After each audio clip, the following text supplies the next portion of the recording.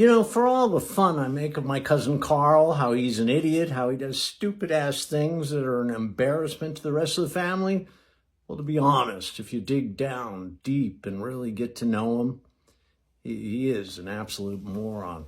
But what if you're a genius like Isaac Newton? So you're strutting around like, oh yeah, I came up with the theory of gravity, so I'm all that.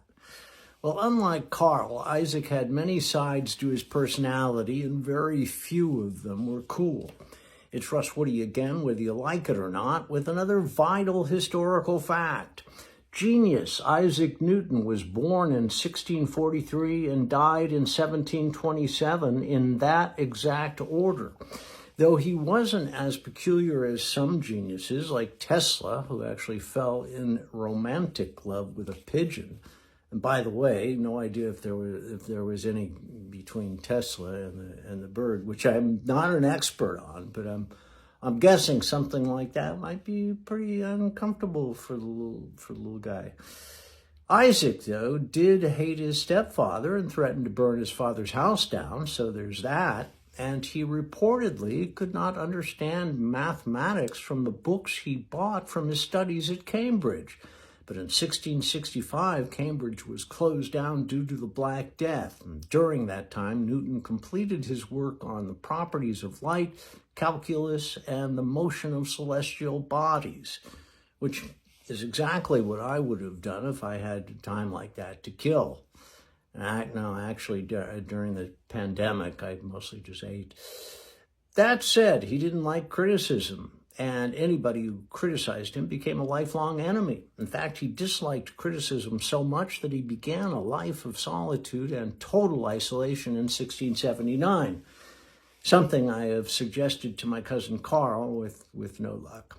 Newton also, according to some sources, was not subject to temptations and desires related to the human flesh, WTF, which stands for, come on, man. It's thought that he never had a girlfriend, and he certainly never had a wife, which doesn't mean anything. In fact, now I'm sorry I brought the whole thing up.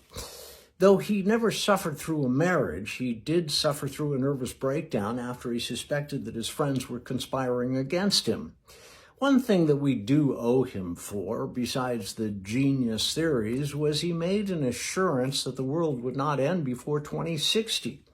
Which gives us something like 30 plus years to go, even though it's crazy, except for global warming. Regarding the apple falling from the tree, and there's an actual apple, that's not the apple that's a random apple off the internet, but the story is most likely bullshit. There's been no substantiation of it. But I like to think it's true, which would mean the beginning of his complicated theory of gravity started with a thought that I'd be capable of. Like, hey, that apple fell out of a tree. What's with that, man?